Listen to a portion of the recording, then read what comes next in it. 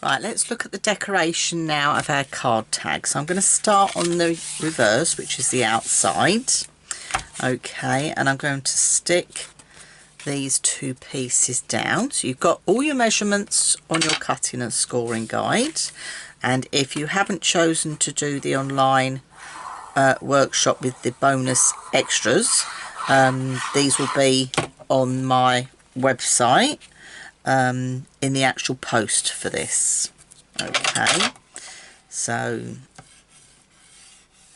there we go. So that's that front one there, and let's have this green one on here as well. I've already inked my edges, but as I said, these would work really nice with a lot of cut aparts journal cards that come in a lot of collections these days. So great little project.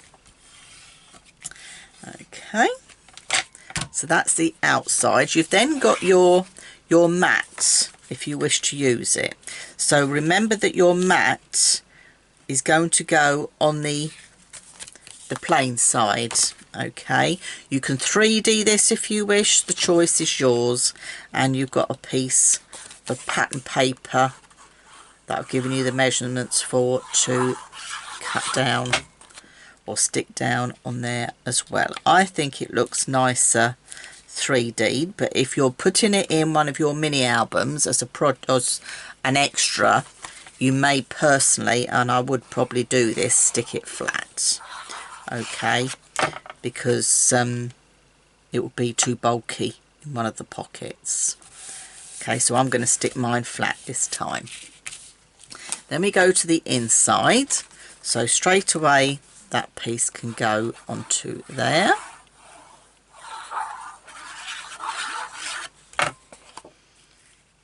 Okay, so I told you this one is so simple to do but very effective.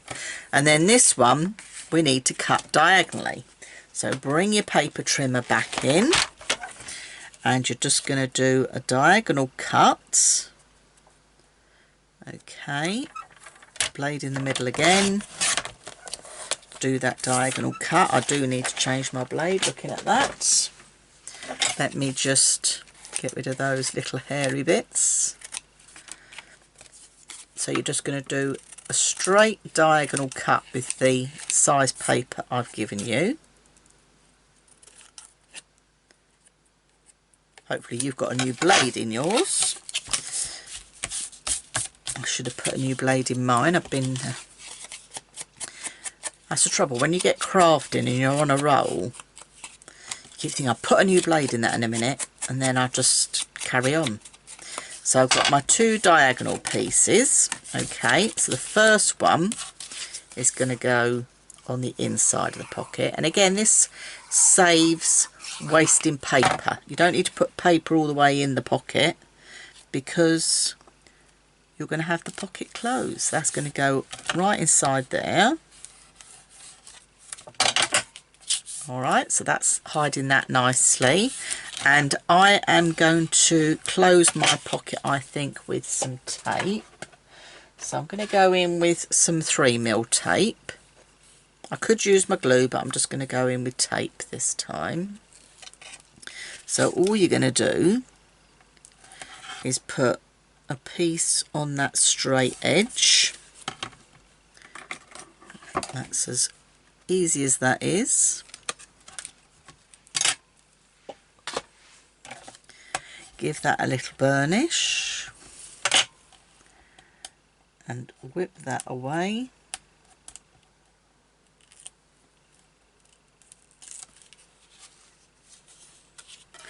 And then fold that down. So that's then created a nice pocket. And then this piece of pattern paper will fit on here. Now I've got a little bit of a border around there. If you're wanting a bit more of a border, trim a little bit more off your straight sides, which I'm going to do. I'm just going to take a couple of mil, literally about, not even, I wouldn't even call that 2/8 of an inch. I've just taken a little bit off. just to give me a bit more brown showing. But if you're using cut aparts, you may wish to keep it plain.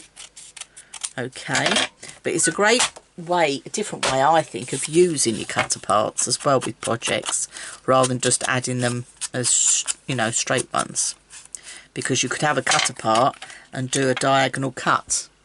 Adds just a little bit of interest, doesn't it?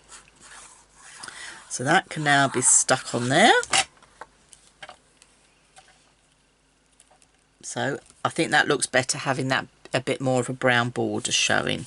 So, but you've got all that in there. So just literally I cut just over 1/8 of an inch off, but that just makes that difference with those two. So you've got that lovely pocket going on in there. Now your last piece of brown, again, this could be trimmed down. So I bring my trimmer in, whereas I cut that tiny little piece off, this time I'm going to cut 1/4 of an inch off the two straight sides. So you can see the difference if I lay that on my trimmer there. So let's just take 1/4 of an inch off the two straight sides. Okay, so you can see the difference. And then you can add that on the front if you wanted to, for some additional decoration. And that's what I've done with this one. I just think it just lends itself to, you know, you could do some stamping on there if you wished, you know, your choice entirely, or use it for journaling.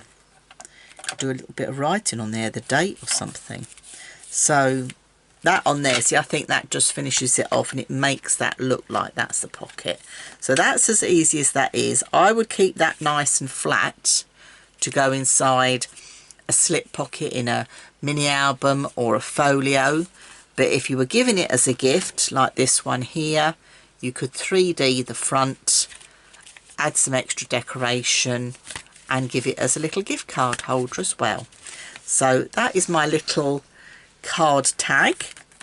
That again is a nice bonus project to add to your MIDI albums and your folios. So I hope you've enjoyed that one.